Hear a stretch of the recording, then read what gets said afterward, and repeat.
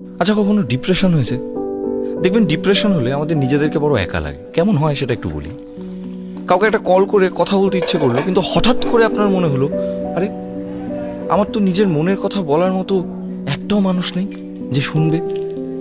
আপনার জ্বর এসছে, 103 জ্বর ছাড়িয়ে গেছে, কিন্তু মাথায় হাত দিয়ে সঙ্গে সঙ্গে একটু জলপট্টি দেওয়ার মতো একটাও মানুষ নেই।